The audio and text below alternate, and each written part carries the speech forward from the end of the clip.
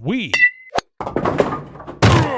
are Rogue Media Sports. Hey, it's Mark Goodman. And I'm Alan Light. On today's podcast, Record Store Day founder Carrie Colleton is joining us to discuss the April 20th RSD special releases. Plus, we'll talk live with our audience, the Sound Up Pod Squad, and find out who still listens to vinyl. And some updates from the Beatles universe. Oh, good. Sound Up with Mark Goodman and Alan Light, the only music podcast that matters.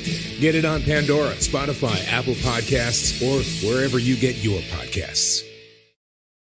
And in the aftermath of the Cowboys' 22-19 win, last-second win over the Atlanta Falcons, the Cowboys now sitting at 5-5. It is the Doomsday Podcast alongside Ed Werder, coming from our Frito Nation production studios in Allen. And Ed, just like we thought when they were 3-5, they were going to win these two road games back-to-back, find a way to get it done, and then get back, as some people have put it, they're now in control of the NFC East. Did you ever see anything like this coming, and how shocked are you that we remember that I said Jason Garrett, in my involved sort of mathematical formula, had an 85% chance of being fired? I did want to start off by saying... You're going to amend that now? Yeah, I've got it at 50-50.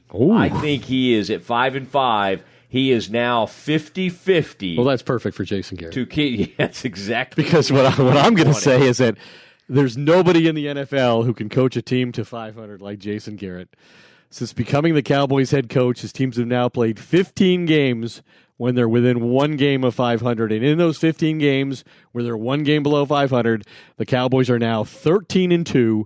And 4 of those victories have come this season against the Giants, Lions, and Jaguars at home, and now the Falcons on the road. The Cowboys are not only 500.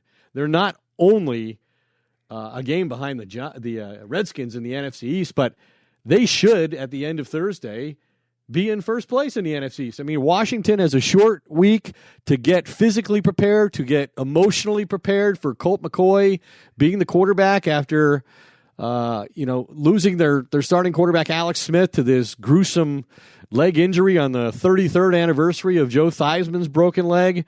So the Cowboys should have every reason and every expectation should be that the Cowboys will avenge their loss at Washington, win the game on Thursday, and be in first place. It is one of the great, a lot of people over the years have said it's one of the great home field advantages, getting to play Thanksgiving every single year at their home stadium. The league has tried to kind of even the playing field by making them turn around and play a little faster than back in the day so they don't get the extended sort of the fake bye. What's happening? I was just going to say, I was just trying to get your attention for when you wrap this up, as I know you're about to do, this never-ending thought of yours. I was just... I had not spoken for... Well, you overreacted to me tapping you on the shoulder. Oh, I think from now on I should just call in. You kind of scared me. You're just not... Yeah, I think you're going to probably claim that I physically assaulted you or something like that. Anyway, what I was going to say is this was the Cowboys' first... back-to-back wins on the road in 11 months. Is it noteworthy to point out that it's not only that, but it was against the last 2 NFC Super Bowl representatives? I'm not by any means forecasting the Cowboys are going to the Super Bowl and beating out teams like the Saints and the Rams, who are clearly much better. That's good stuff. Or even the Vikings, who are obviously much better. But I just want to point that out as a statement of fact. I mean, I'm glad you interrupted. I was really on a roll there. I really am glad you came in with that. I would say this. Speaking of getting over and dealing with emotional stuff, Ed Werder was supposed to be in Mexico City today, had his travel arrangements changed on the fly, and then he chose to fly to L.A. late on Sunday night just so he could do the Doomsday Podcast live and in studio. Frito, we got a lot to get to. We got to get this man on a plane as he goes to really cover some real teams. 2 real teams. That's right. 2 9-1 teams. Frito, please play the music.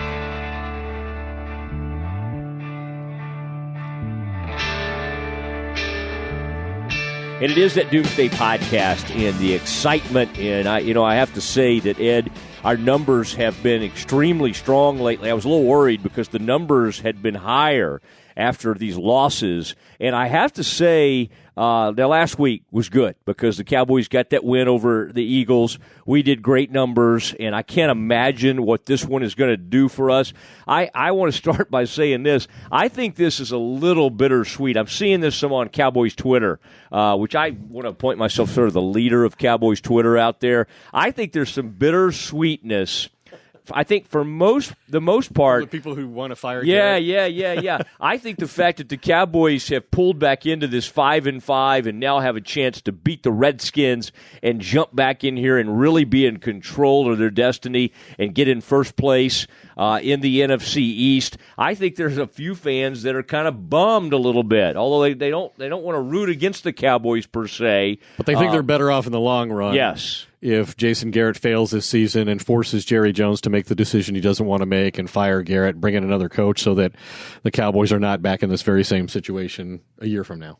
Yeah, I think that's exactly what they're feeling. It sounds like you've put some thought into this too. I just think that if there's any plausible way Jerry Jones can justify bringing Jason Garrett back, he's going to. And that's why I think the people you're referencing here would find this to be a troubling victory. Yeah, I think you're right on that. One of the things I think the reason folks listen to Doomsday, not to toot our own horn too much right off the top of the show, but I'll say, Ed, even since we just started the show and recording this show about an hour after the Cowboys win this thing 22-19 and Brett Maher, God, I've just struggled with him all year. Until he has a clean game, you don't have to pronounce his name correctly. I really can't. I think they still need to bring in some kickers this week, despite him having the game-winning field goal. I know. I'd say tomorrow or Tuesday you could have some kickers in here. Hey. But one of the reasons, Ed, let me toot our horn a little bit, that you come to us at Doomsday just in the past 30 seconds. I've heard from a member of the Cowboys coaching staff. Ed, you've had things coming in from the coaching staff, and so we'll pull back the curtain for you and let you know what things are happening. You know what, Ed? The Cowboys coaches, for the most part, don't talk after the games other than Jason Garrett. And he doesn't talk either. He says things, but they are meaningless. He barely talks. Jerry, of course, is talking. Ed, the atmosphere after the game, I'm told there's a report that somebody tragically died connected to the Cowboys, one of the players, and so it was somber. Connected to one of the players, not correct. One of the players. Not okay, one of the players, clarify. yeah. Well, I thought I clarified it fine, but thank you. Sounded like people might have misunderstood what you were saying. I also believe that, Ed, the players were, I'm very, very sensitive man, the players were gathered around the TVs watching the end of the Redskins game. They want to know what's going to be on the line when they face these Redskins, and now, Ed, did they get their beer goggles out then when the Redskins lost and start spraying champagne, like they do in baseball at the end of the year? They weren't at a bar. They aren't in a bar in baseball either. They're in the clubhouse. I was making a beer and they're goggle. wearing these ski goggles. Yeah, I know what you're saying. They're wearing these ski. It's the most ridiculous thing I've ever seen. It's so much nice clothing wasted on the reporters. I know. No, there was. They wanted to be excited, but I think they were subdued for other reasons. But an unbelievable outcome to this game. And Ed, let's start. There's a lot of different ways we could go with this. I thought the quarterback, and I'm anxious to hear from you. I'm sensing that you're not.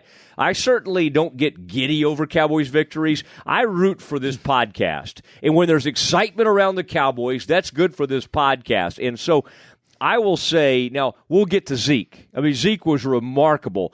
But this quarterback, I like what I'm seeing from Dak in the sense that he, late in the game, there's about 2 minutes left, and a little over, about 1:40 left. And what's he doing? He's clapping his hands over here. Let's go get this win, guys. They just forfeited a 10-point. He got that from Garrett. Yeah. It's 19-9. We thought they were in control of this thing. They've lost it. It's tied now. We're thinking we might go into overtime. Frito is cracking Jason Garrett overtime punting jokes, which I enjoyed, and yet they got the thing done. By the narrowest of margins. I know. Maher's kick was made by a fraction of an inch. I know. That's what I said. I'll give Jason this credit. Instead of just sort of dumping on himself down there and just kind of falling down so they could take a 48-yard field goal, at least they ran it a little bit to get 6 more yards. Well, he did that against Washington, too, but then they got the penalty. But yeah, in this case, he was obviously playing to win, kick a winning field goal, not a tying field goal like he failed to do in Washington. As for Dak, was his 12th game-winning drive in the fourth quarter or overtime. He conducted it remarkably well. Let me just say this. They have a new captain come back. After Roger Staubach received that medal from Donald Trump. Move over, Roger. You're ruining Roger's week. But no, I mean, I think, the thing about Dak is that he has the mental toughness to be a Cowboys quarterback. I mean, for all of his, whatever his other failures or flaws might be, he's a really unflappable guy. He has charisma that causes the players to gravitate toward him. That's how he won this job from Tony Romo, a 10-year veteran. I mean, that really says everything about the personality that Dak is in the locker room around these players, that they chose him as a rookie over a 10-year veteran quarterback that they'd played for. And he didn't have a 300-yard game again. He and Russell Wilson are the only long-term starting quarterbacks in the NFL without a 300-yard game. And I guess you could be a little troubled by the offensive performance from especially Prescott and his receivers from the standpoint of the Falcons are just horrendous on defense with all the injuries that they've had. And, since Nick Foles in week 1, they'd given up either a 300-yard passing game or 3 touchdown passes to every single opposing quarterback that they played, except for Dak, who didn't get either one of those things and doesn't have a game this year where he has either one of those things. So, but winning is what's important, and the Cowboys, I think, played the game on offense the way they had to play it if they were going to beat the Falcons. There's no way in my mind they could get into a scoring contest with the Falcons and win the game. So I think offensively they structured it the right way to control the score, have a little advantage time of possession, and make Ezekiel Elliott the featured player in the offense. That's when they win. And he went over 200 yards for the 4th time in his career, which ties the Cowboys' franchise record, career record. He's already had as many 200-yard scrimmage games as any player in Cowboys history. And it's the 2nd time he's done it this year. So that's when they're at their best. They clearly are using him more as a receiver now. And it's funny, you mentioned, the texts we get and the calls we get from people with the team. Well, one of the ones I got, the first player they mentioned was Amari Cooper, and how Amari's changing the equation and creating some of these opportunities for Ezekiel Elliott and other players, but primarily him. Well, in one of those things that you were talking about, Ed, there were several players who had a chance for redemption.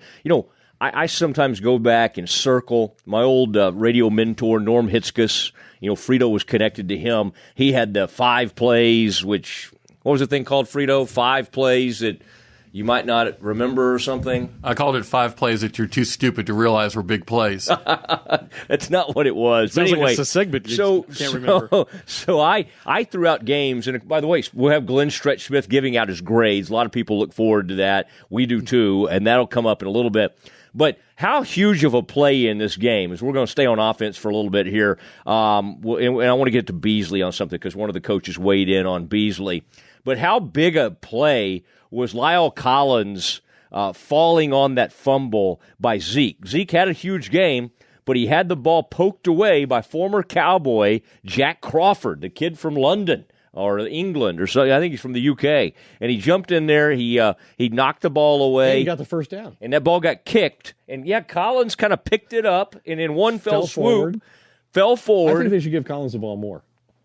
Okay, you got to get Collins more touches. I think if Collins has more touches, his team's in trouble. That's what Darryl Johnston used to say, right? As Emmett's fullback, he said they only let me touch the ball on fumble recoveries, and that's kind of Lyle Collins as well. That's about right. That was a big play by him to keep possession at that point. I mean, they would have had the ball right around midfield. The Falcons would have. That would have been a very tough spot for the Cowboys. So we'll circle that. Another big play, Ed, in this game. Cowboys moving the ball in good shape, get down there on first down. A lot of times we get on to Linehan.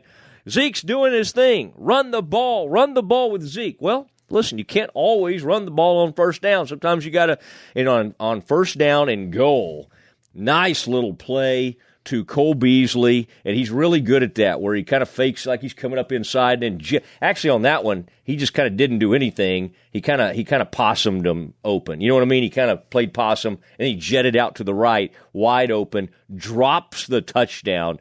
Did you think at that point, Ed, oh, this is a harbinger of bad things when you saw that drop? Well, the whole first half for the Cowboys was defined by drop passes, right? Malik Collins dropped a potential interception on the first play of the game. Then Cole Beasley dropped leave him alone. He's not really supposed to catch passes. Well, Cole is. Lyle Collins isn't supposed to get first downs either, but he did. It's true. And then you had the Beasley drop for a touchdown that wound up costing him, 4 points in a game. And then Jeff Heath dropped an interception when he was playing center field and got tackled harshly by Julio Jones. But I thought the first half was going to be defined and maybe the outcome of the game would be decided by Cowboys dropping 3 balls that made a huge difference in the game. But ultimately they were able to overcome it. I'll just say that Cole Beasley catches the ball 77% of the time it's been thrown to him this season, a very high percentage, one of the top 10 in the NFL. So it's very unusual for him to have a drop of that magnitude on such an easy play. And he did redeem himself later in the game on the game-winning drive in the final 2 minutes. But, Cole Beasley's this will not be the last time that failed catch is discussed, because he's obviously trying to negotiate a new contract with the Cowboys, and he's trying to convince them he's not a $6 million receiver like they think he is, but he's like an $8 or a $10 million receiver. Well, if I'm Stephen Jones, I'm going to say an $8 or a $10 million receiver. That's Julio Jones. Look at the catch he made for a touchdown, and look at the one you dropped that could have been a touchdown. Julio Jones, who had a player, Awuzie, with his arm inside as he's trying to make the catch, with moving the ball sideline around, and Julio Jones secures that catch. That is one unbelievable wide receiver. Had 3 former Alabama greats on the field today. Julio's still the best by far, I think. I'd put Cooper second, and then, of course, the young Ridley third, and Ridley had a big drop that led to a Van Der Esch interception. That was kind of fun to see because of what happened in the draft. And obviously the Cowboys choosing not to take Ridley. They took Van Der Esch. I've been pretty critical of that one, especially when Ridley started scoring a bunch of touchdowns earlier this season. Now I need to eat a little crow because Van Der Esch is looking great. Well, salvation for you in that argument is that, they did have to still go get a receiver, and they had to use another first-round pick to get that receiver. True. And it's Cooper at 24 versus the Falcons' Ridley at 24. Yeah. Ridley's got 7 touchdown catches already. But so I did make a great point when you really go back to it. Yeah, some I know grace. You're, going back to your law school days, you like to have a way to defend your position, even though it's a losing proposition. Mm-hmm. This is a way for you to at least drag it out for a while. Yeah, no, I like that. I like that you're giving me that. You would have made a good lawyer. My wife says although that you would have never. You would have never conceded. That is one thing I can concede occasionally. Like I would be pretty good at being a what do you call it when you go have the session? You would plea bargain everything. No, I mean I like trial. I like battling, but I mean I could go to I could be a good mediator. I think I could. Yeah. Go ahead. I argue well. I do it often. I'm well practiced. Okay. Why don't we just pat ourselves on the back a little bit? I assure you that I will be willing to admit I'm wrong as soon as I am. Yeah, exactly. Okay, I did want to say this, Ed. I'm not trying to match you. Your sources and just your ability to break news. We're so proud of you. But I did hear from a member of the Cowboys organization, fairly high in organization, I might add, saying, I just kind of asked, hey, what did it mean that to you guys that Beasley was able to atone for that earlier, like we were just talking about? Right. And to which he replied, Beasley plays the right way. Each play is its own entity. We preach all the time in our room that the great players in this league, just sort of gave it up there, move on to the next play successfully or not. It doesn't matter. That's okay. I'm not going to. You're right. I'm going to stop texting you now. That's right. Boy, I really know how to protect these guys. I think he'd be fine with me putting out there. Let's hope so. Let people maybe connect the dots. You're underestimating the deductive powers of our audience. We've got smart folks out there. I think that can. Well, put you know what? together. And speaking of that, after Beasley dropped the ball, of course, a lot of people started complaining, at least on social media, immediately that the Cowboys didn't give Elliott another touchdown there. What a bunch of idiots these coaches are. And hey, blame the guy who dropped the pass, not the guy who called the next 2 plays. It should have been completely unnecessary. That's right. I think you're right to make that point. Now, Ed, Any other points we want to make on offense before we jump over to some of these defensive? You have a lot of notes in front of you over there. Is there anything else you want to say? I thought Cooper, they only had 2 targets, no catches in the first half. I thought getting him involved early in the second half, especially where Dak threw that ball up and put it up where really Cooper was about the only one who would have a chance to make a play on the ball, and he did on the sideline. That's a catch we haven't seen really any other Cowboys receiver make. It's not like Cooper had a great day. He had 3 catches, 36 yards, but I thought that was a big play to extend a drive. Yeah, well, and just it's anecdotal in terms of it represents the new confidence that Dak has throwing the football, and that there's justification for it. That he can trust Cooper even when he's covered to make a play for him. All the great quarterbacks in history of the NFL have somebody that they can trust to do that for them. And I think Dak started this season and played the first half of it without anybody that he could trust, much less on a ball like that. So I think that portends well going forward. The Cowboys turned around some videos after this game, and it was pretty good. It was like the celebration, and they had Zeke saying some stuff.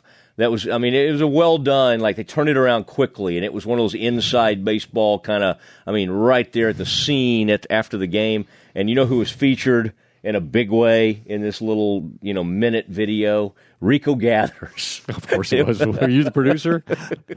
Gathers was right. I feel like he and Martellus Bennett are like the same person, except for Marty B went on to be, pretty prolific. He actually had a nice career, and I like Gathers, but I don't think he's going to go into that. And let's jump over to the other side of the ball. Glenn Stretch Smith coming up with his grades, but I think we'd have to start on defense with a guy who has becoming one of the great linebackers in this league, and on pace to perhaps be the defensive rookie of the year. Leighton Vander Esch, the wolf killer himself. Hunter, the wolf hunter. I call him the killer. I did see pictures where he did kill the wolves. Yeah. It was a little disturbing. Yeah. He lost a little support from me on that, I got to tell you. Timberwolves that he was just holding up, killed 2 of them. Now, according to him, that was legal where he was, but still, it's a little sad to see. But the wolf hunter making some plays in the open field. Ed, it's now getting to where once a week he makes one of those insane plays where he fights off at least one blocker. He's on the ground. 2. Yeah, and he comes up and he makes a play. He had one play today where he kind of waited and came on a delayed. It wasn't really a blitz. I think what he did is he was kind of out there in a zone. Fake forward. And then he decided, let's go ahead and he took the fake. Go racing after the quarterback. Yeah. And he effected a throw there by Matt Ryan. It's getting to the point, and I don't think Sean Lee's going to let this get awkward when he comes back, because I think Sean Lee, much like Tony Romo knew, he has seen a young player grow before our very eyes, and now it used to be the Cowboys couldn't win without Sean Lee, and now it looks like they're going to kind of have to almost force some scenario where they get him involved. He'll still be involved when he comes back, but it won't be like, hey, let's have Sean Lee out there for every play. Well, first of all, Sean Lee is a very unusual player if you talk to the coaches from the standpoint of his intellect for football, his commitment to preparation, and, they consider him to be like a savant. And I remember the thing that first struck me about him a few years ago when he's missing the entire season, and yet he was still going to meetings before and after practices as if he were playing in the game. He loves football and cares about it, preparation that much. So he could impart that, knowledge on his teammates, which he's played no small role in what Van Der Esch is doing now. And he played no small role in the advances that Jalen Smith has performed this year. But listen to this. I think this is remarkable. In 5 NFL starts, 5, Leighton Vander Esch leads the Cowboys in tackles and interceptions, and has allowed them to have a 4-1 record in games that Sean Lee has missed this season with injuries. So Lee was once the most indispensable player, arguably on the entire team, certainly on the defensive side of the ball, because they were like 1-8 at one point without him. And now, like you're suggesting, when Lee's healthy, he's going to get a little more time to get healthy. He's going to be healthier when he finally comes back. They don't have to rush him back anymore, and they're going to have to figure out a situation where 3 excellent players, play 2 spots. I think they'll give him until 2019. Well, he's got $11 million salary next year. That's going to be the interesting decision at the end of this year. They invested, obviously, a first-round pick in Van Der Esch. If he continues to play like this, it's going to be hard to justify having Sean Lee and his $11 million on the payroll, just like it was ultimately to justify, Des Bryant's salary or Jason Witten's, even though they kind of wanted Witten back. But I don't think you could always do the will the player renegotiate and take a little pay cut. And I sense that Sean Lee, based on what we know about him and everything, might show a little more willingness than Dez did in that situation. And he's a guy who loves football so much, and he hasn't made, zillions of dollars like Tony Romo did, and he's not going to get a chance to go be, a number one network football analyst. So he could wind up. Don't rule it out. They hand him out like candy these days to Cowboys. He could wind up being a coach of some sort at when his playing career's over. But I would make him a player coach. I would literally. Well, he already is that. Just kind it's of, unofficial. yeah. But I really don't think we can say enough about what the defense accomplished in this game. And I'll admit that I was one of the people who was out there like, hey, yeah, you're third in the NFL in scoring defense, but, you play in the NFC East, nobody scores in this division, so you haven't really played anybody. Well, now they have. They played a team that was, third or fourth in the NFL in points scored at home, a great quarterback, a great group of receivers, a really good running back, and they averaged 32 points a game at home. They scored one touchdown. They were held without a touchdown for 58 minutes, and they scored a total of 19 points in the game. So Matt Ryan, listen to this stat. He's now 1-12 since 2011 when facing a scoring defense that ranks in the top 3, which the Cowboys do at third. So while he's the best quarterback since 2016 in the month of November, better than Tom Brady, better than Ben Roethlisberger and Aaron Rodgers, the Cowboys, that's the magnitude of this defensive victory for the Cowboys, that they were able to beat a guy who's really been playing some of the best football of his career in his own building in a game that was every bit as important to them as it was to the Cowboys. Where do you find all these stats? Could you give me the password to where you come up with all this stuff? Well, some of them I come up with myself, and some of them I just find in other places and bring them and have them available if they're relevant. I try to. If they're really good, you might attribute to where you found it. No, if they're not that good, I'll attribute them. If they're outstanding, I'm going to say I kind of figured them out myself. That's right. Oh, it is Ed Werder. It is the Doomsday Podcast. And, Ed, I will say about this defense, before we get to the grades from Glenn Stretchsmith and get you off on your flight, as Ed's going to go cover one of the great regular season games, the Rams versus the Chiefs. They've moved it from Mexico City because of field conditions there. Nice job, NFL. Nice job not even being able to manage a field and get this game played. But, Ed, the defense, some other players, Jalen Smith continues to play extremely well. I thought Malik Collins, he had one of those plays today where he just blew up a running back and an offensive lineman, just carried him right back into the backfield. He's doing some nice things. I mean, think about this. We talk about how players, are indispensable. You were just talking about Sean Lee. You go without 4 of your linemen are not active today, not able to go. And you go out there and they do fine. And they hang in there. And they played really well in the first half. And I think that was important to make Matt Ryan uncomfortable early in the game and let him know he was going to be pressured. He was going to get hit, and he wasn't able to hold it all day long. He's going to have to throw it quickly. And I wondered whether they'd be able to maintain that pace and that intensity in the second half if they had to play a lot of plays. But they really were up to it. And nobody does that better than DeMarcus Lawrence. I don't know of a superstar level player, and I think he's that now. And we weren't always sure. There's no question Jerry Jones is going to have to pay this guy the man huge money after this season. Or if you tag him again, that'll be a huge amount. But he deserves whatever he's going to make because he is as relentless as it gets. In fact, one of the texts I got from somebody with the Cowboys right after the game was, DeMarcus Lawrence is the anti-Le'Veon Bell. He plays hard all the time, no matter his contract status. The anti-Le'Veon Bell. Whoa. And I think another guy who what room was that coach in that texted you that? Let me think about it and tell you later. The other thing, the other guy I thought who played exceptionally well was Chido Awuzie. He was second round pick. His Colorado Cheeto coach was just second, fired, and Jordan Lewis was third. And he had another nice end around. That's all he does now. He's the jet sweep specialist. But Awuzie, I thought he was on. He got thrown out a lot when they put Julio on him, and he did give up the touchdown, but it was a tough catch and a great throw, and he was right there. But pretty decent coverage. I thought Awuzie, even though Julio had 118 yards, he was competitive. I thought he played really well for the situation he was put in. I mean, Julio Jones is going to be a top 10 receiver in NFL history when it's all said and done, and I thought Cheeto held up very well. I thought.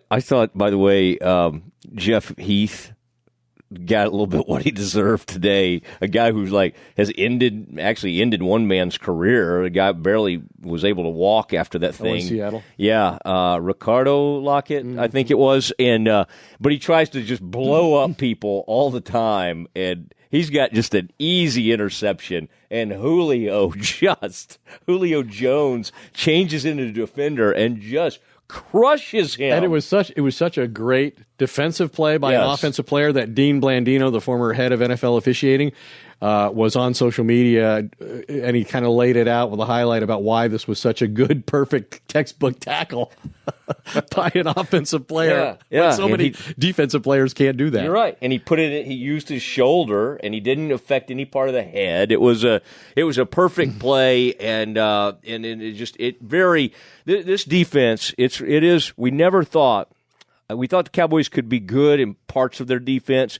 To be borderline dominant at times, I just didn't think this defense would get there. And I think they still don't get a lot of turnovers. Richard and Marinelli, you're right, they don't. But the Van Der Esch interception did set up a touchdown, and that was big in a game that was this close.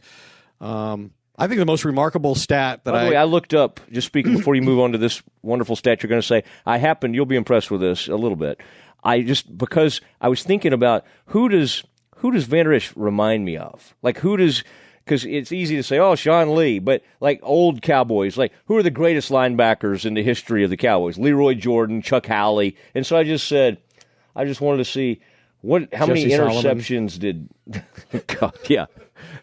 I just wanted to see Hambrick brother that was. I wanted to see how many interceptions Howley ended up with in his career, his illustrious 13-year career. And then I'd forgotten that, Howley retired at one point and was working at a gas station when he was a first-round pick by the Steelers, and he got hurt. And he came back. He ended up with 25 career interceptions. Jeez. I think Van Der Esch could do that. I really do. He's got two. He's got two as a rookie. He's the only guy getting any interceptions for the Cowboys. 12 years to get close at this rate. 10 to 12 years. I really think Van Der Esch could have that. I mean, I'm not saying he's going to be Howley. I'm just saying that he could have it. But go ahead, Ed. If I go to the trouble of researching things, I want to put it out there on air. Go ahead. Well, we're talking about how well this defense has played and beyond expectations, really. I mean, I think we knew coming out of camp that this was a team that was going to be able to run the ball, or the plan was that they'd be able to run the ball and play great defense. And I guess they now seem to be doing that, and they're winning now that they've addressed the obvious problem in the equation, which was they didn't have a wide receiver, and so people were loading the box on the offense, and then they're playing from behind, and that's no way to play great defense. But the Cowboys' defense is in 106 opposing possessions. They're the only defense in the league that has not allowed a quick strike scoring drive of 4 plays or less. So they haven't given an offense one of those shock scoring plays, that kind of damages you psychologically and can kind of take the wind out of you and affect the way you play the rest of the game. I think it's pretty remarkable that they're the only defense that has forced opponents to drive the football at least 5 plays before they score against them. Interesting. Yeah, that's a good one too, Ed. And later you can tell me where you got that. I got that one out of the Cowboys release. So okay, good. I'm gonna give credit to them. But hey, I read the stuff. You got to read it to get it. You do, and I've always meant to. Ed, I think it's time. And, of course, we need to talk to Glenn Stretch-Smith, get the grades. I want to first, though, thank our partners at MyBookie. They do an incredible job. I don't think who knows how many people bet on the Cowboys today.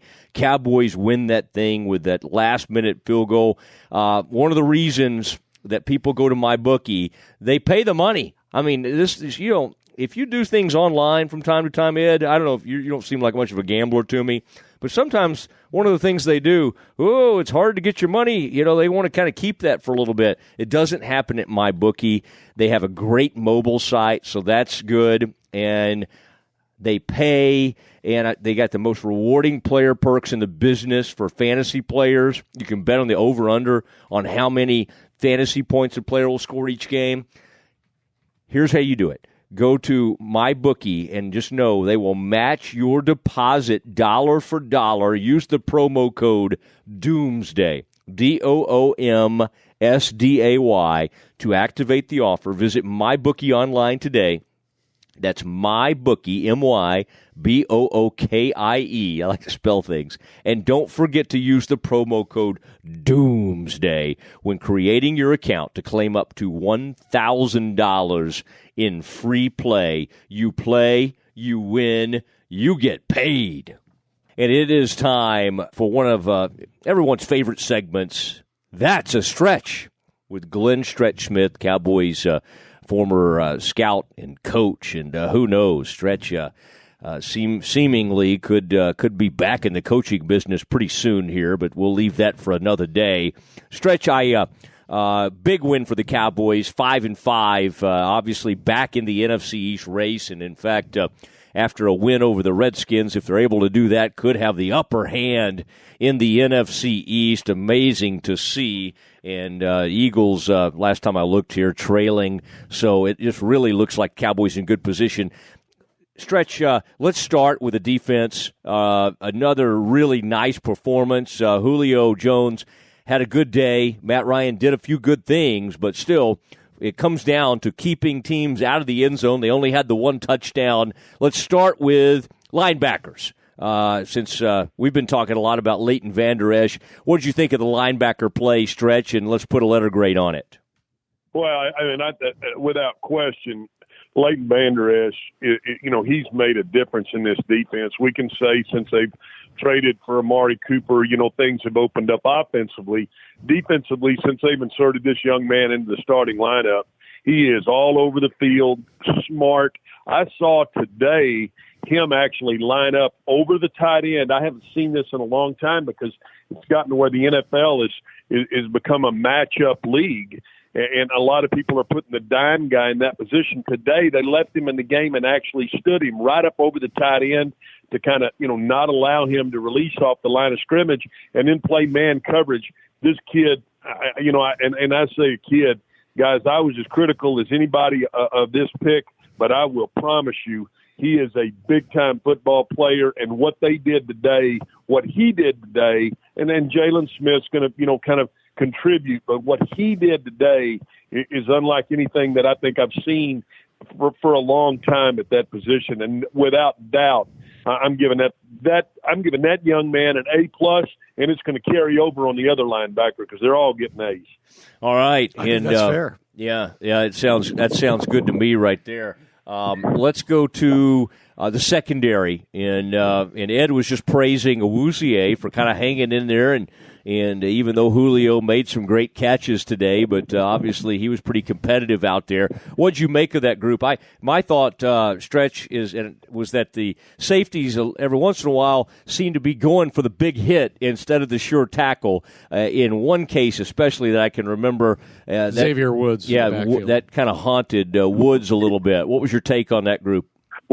Well, and since you're talking about the safeties, I really hated that he dropped that interception. That was a big play in the football game, and as was Woods had he been able to get him to the ground. I thought Awuzie, he's continuing, in my mind, he's continuing to grow. That's a tough position, guys, to transition to, and I know a lot of people can say, hey, well, you know what, you can play that cat coverage, that cat covers that cat, or you go cover that cat, and that's all fine and dandy, and it sounds good, but from a technique perspective, I thought he did some good thing against a very physical receiver. Now, he got beat some today on some slants, and that bothered me some, but I think, and like Ed mentioned, he continues to kind of compete. He continues to get better. And guys, Byron Jones, and this is another player, that I think I missed on a little bit, underestimated his ability, maybe his playmaking ability, but, he got cover skills. we haven't seen around here in a while. So as a group, I'm going to give the secondary a B. You know what? Pretty remarkable stat to reinforce your grade and your observations there is that, Atlanta's one of the best big play offensive teams in football. They had one play for more than 20 yards in this game, and that was the touchdown pass to Jones, where he couldn't have been better covered. I mean, it was just a perfect throw and a great catch. But that's the level to which this defense played in this game. It really eliminated the big play that Atlanta thrives on. Anyway, next. And that's a good point. Yeah, Ed makes one occasionally. I like talking to giving those to Stretch too, because he always acknowledges them. Where you just keep on going. No, that's not true. Well, there's a difference between acknowledge them and understanding them. One of the guys on this phone understands it, the other guy just acknowledges it or doesn't acknowledge that's it. Right. We'll play your game. I'm a big supporter of Ed's. Okay, the defensive line. Let's take a peek at it. And they were missing some guys today. Walk us through it, Stretch. How this defensive line plays. 3 sacks, starting with.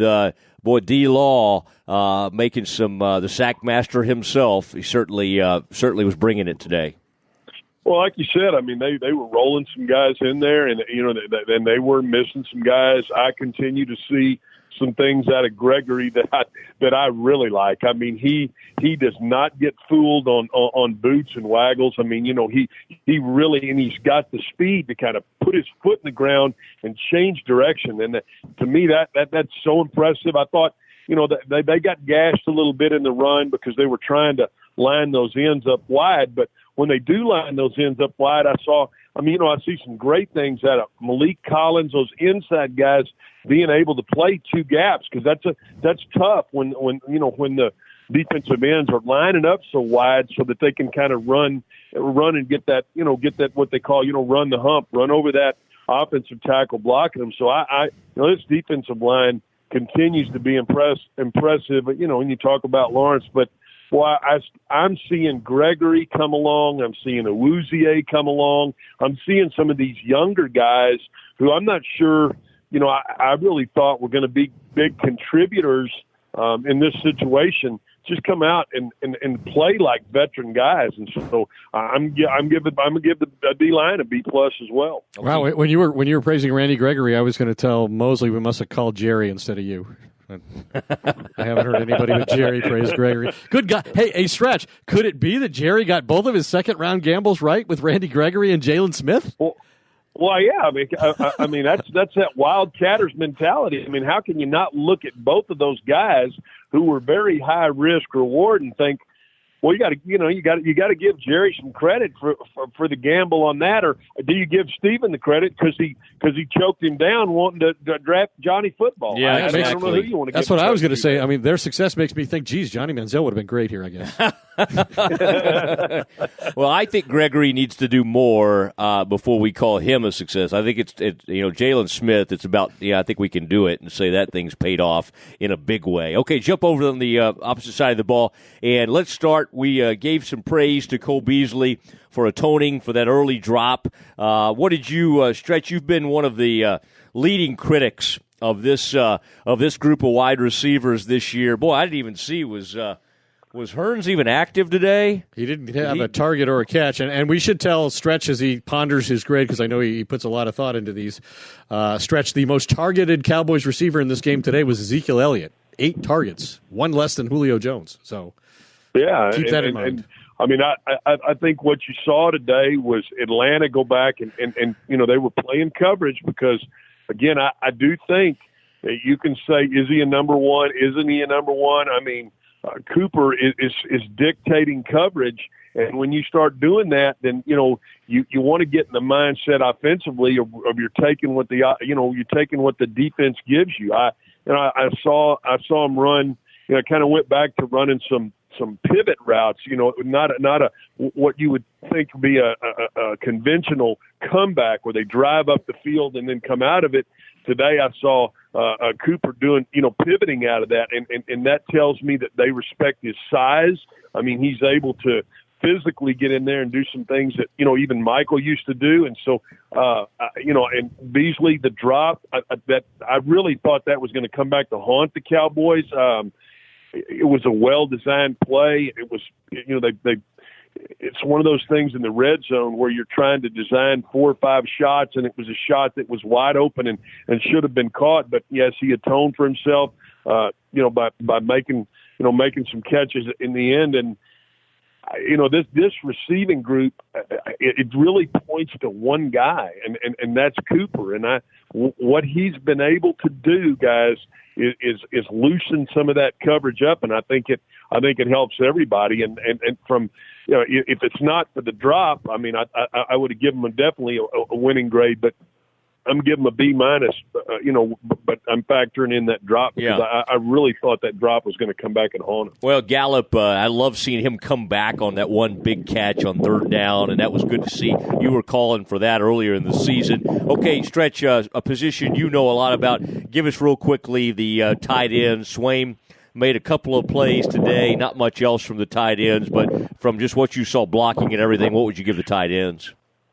Yeah, I mean, did a nice job. I mean, I thought they, I thought they blocked the end man on the line of scrimmage okay. I mean, they're starting to move them around a little bit. I do like that. It looks like Lanahan is getting he's starting to get more confidence in those guys. I mean, I thought the best catch of the day was the one that Swain pulled off the ground. I mean, that's a phenomenal catch. I thought it was going to be a sack, and they dumped the ball to him. So he's always had hands, but the issue has been, being able to block the line of scrimmage. And, I like that he moves those guys around, and I'm going to give that group a B. Okay, what about the O-line? How'd they perform? They only gave up 2 sacks. O-line did a nice job. I mean, they're very athletic. I mean, I just like how you can tell that the transition is back to playing more with their hands. And, they got beat a time or two today. I'm real concerned if, with Tyron's back. I mean, I love that he's fighting through it, but I like Looney. I really like the Sua. I'm not sure I can pronounce his name right. Suafilo. Yeah. I think he's a real find and done a really good job. I mean, Collins continues, I think, to grow, and there's upside here. I mean, where we were really being critical, and I was openly critical of some of the techniques that were being played here. I'm not seeing that, and so I may be a little biased in what I'm about to say because I like what HUD's doing. I like what Colombo's doing with this offensive line, and again, guys, a B to me is a fitting grade for the entire group. You left out Travis Frederick. Travis Frederick's on the headset. I think he's really making all the line calls. You think? I do. You think he's over? You think he's over there tied in to the quarterback telling him? What the first time I've noticed today too is it looked like Martin has really kind of accepted a lot of that line calling, and I think you're right. He kind of tells Looney when to snap that ball. So it does look like, there's a lot of communication going on there. And yeah, I saw Frederick on the headset as well. I'm not sure he could hear because of all that hair, but maybe some way he could get press those phones up there where he could hear something. All right, I'm gonna give we talked a lot about the running back. I'm gonna go ahead and give him an A+ on your behalf. Walk us through the quarterback, though. Dak's Day. Ed has been very critical of this quarterback recently. I thought he showed some strength. I thought at the end of the game made some nice throws and made some plays. Obviously, they lean heavily on Zeke. Well, how did the quarterback play 208 today? yards passing and no interceptions. They're 22-1 when he doesn't throw a pick. Yeah, I think I like that he. He's physical. I mean, I'm ready to get away from the zone read and him keeping it. Today's the first time I've barked at the TV, and I'm not sure they heard me all the way in Atlanta. Quit calling that zone read keep. But I mean, what he does is he does make the defense stay honest with that. And, I thought Atlanta played it really well today, and that has nothing to do with his grade. But, I want to get more away from what feels like, kind of their go-to play, which is that, him keeping the football. He scored a touchdown throwing the ball. I still want to see that ball get, when he throws the deep ball, I want him to miss deep outside. I don't want him to miss short. And today I thought he missed short a couple of times. I mean, that ball, you want to see the same ball that Julio caught for the touchdown where you go up and get the ball. And he threw 2 deep shots to Gallup today where, and he wasn't open, and I know he was trying to throw him open by underthrowing the football, but I want to see that ball put out there and thrown better. I do think he shows me, though, guys, every week. I mean, I really like to watch a quarterback's demeanor, and I see him becoming more of a leader. I saw him bark at Beasley, hey, make sure, and he kind of pointed. They had a run called, hey, make sure you're blocking that guy that's down inside on you. So that tells me not only is he understanding of his responsibility, but he's also saying, hey, you know what, schematically what we're doing blocking here, make sure that we match up there. So, again, I know I'm giving a lot of B's today, but I think they're all well deserving. B for the quarterback. And then special teams real quickly. I'll just say from my standpoint that I would go ahead and still cut the kicker and say thank you for the game-winning kick. We're done with you. We're going to move on down the road and try out some other kickers. Lenore had that's one of the most brain-dead plays you will ever see in an NFL game and could have ended up being the GOAT in this thing and not the GOAT in the good way. I know Ed's probably waiting on this, and he's waiting on Stretch to let it rip. So I'll do it right here. Lance Lenore, I'd cut his ass tomorrow. I'd cut his ass. So I'd put him on the streets for being such a bonehead. I mean, I know he's trying to get in the game and make a play, but that, to me, that's inexcusable. Now, kicker-wise, I mean, you can say, cut him, guys. There's a lot of guys looking for guys that can, that can cut it, that can get it through there. I'm going to say that, I think that you've got to kind of try to work through that. It's like I wouldn't say he's got the yips like you do with a putter, but I do think he's getting into that. He's getting into that mental midget mentality. So, I hope it's something that he breaks out of. Yeah. But, I mean, as a group, because of Lenore's play, I mean, it really almost cost the Cowboys, and at best I can give that group a D. And I can't remember. Do you remember when Lenore came to the sidelines after that grievous mistake that could have cost him the game? Did Garrett chew him out like Parcells would have, or did he pat him on the helmet? I think he just gave him the look like he was trying to get him to give him some sort of reaction. And I think Jason just looked at him, and I think that young man knows. I mean, the special teams coach here is probably he. I know he's been on the staff a while, but he's not a very real experienced guy. So I'm not sure I just don't know what reaction you'd give unless it was a firm. What are you thinking? And yes. To me, Jason's not that kind of coach, and so that's not what happened. Stretch, we know you had a wild weekend calling a high school game and then calling a college game. Thank you for taking the time. Good luck on TV this evening, and always appreciate That's a Stretch. Thanks, Stretch. All right, man. Have a great one. There he goes, Glenn Stretch Smith, joining the Doomsday Podcast. And, Ed, just as we get ready to sign off tonight, some final thoughts. Cowboys will turn around, and we'll be out, both of us will be out live at that Thanksgiving Day game. And then I guess what we'll try to do is be right out there and record perhaps right after the game, Thanksgiving night. Ed, this is a quick turnaround for this team. The Cowboys have had a lot of opportunities over the years to sort of know how to do this. We saw, and you noted at the first of the show, the horrible injury. Redskins quarterback, Alex Smith, just a awful thing, and he may be done for his career. Where do you think this Cowboys thing is as they head in 5-5? Are you moving toward trusting this team a little bit, or are you still kind of like a week to week with that? Well, it's encouraging that they've won back-to-back games and that they're both, on the road against other contenders, teams that, quite honestly, I think have overall better personnel than they do. So I think that's an accomplishment.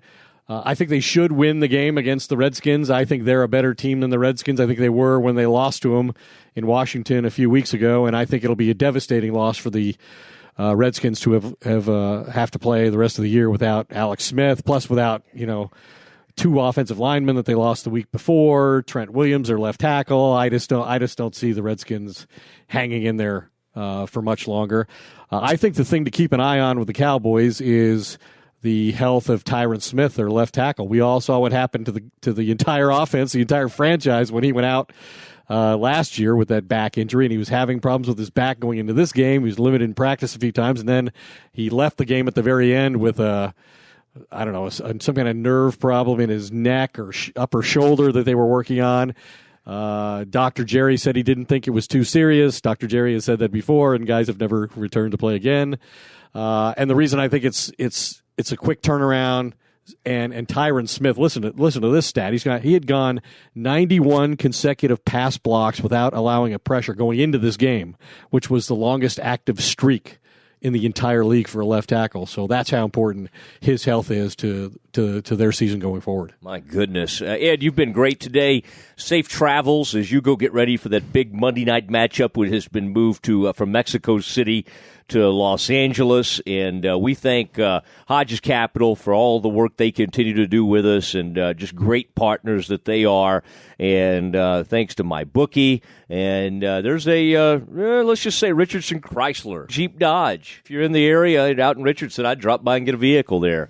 And soon you may hear more about them on the Doomsday Podcast. A huge win for the Cowboys, 22-19. We will talk to you very soon. In fact, Thursday evening on Thanksgiving will be our next program. Ed, say goodnight to everybody. Good night, everybody.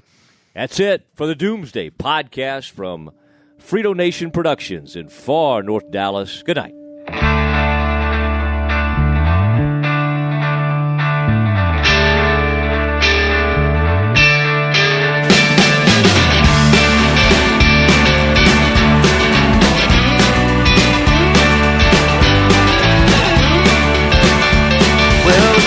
Lights are shining, stockings have been hung. You're praying for your daughter, lighting candles for your son. They're living in the city now, you don't see them anymore. This year will not be like the ones before. And the streets are all but empty, the bars have all shut down, and it's hard to find a friend inside this godforsaken town. That emptiness it feels from your head down to your toes. I'm sorry, baby, that's just the way it goes. Once you were a young girl with lovers by the score, money by the handful, you never wanted more. But big tend to leave you as time has its way. It may leave behind little mouth to feed. Hey, it's Mark Goodman. And I'm Alan Light. On today's podcast, Record Store Day founder Carrie Colleton is joining us to discuss the April 20th RSD special releases. Plus, we'll talk live with our audience, the Sound Up Pod Squad, and find out who still listens to vinyl. And some updates from the Beatles universe. Oh, good. Sound Up with Mark Goodman and Alan Light, the only music podcast that matters. Get it on Pandora, Spotify, Apple Podcasts, or wherever you get your podcasts.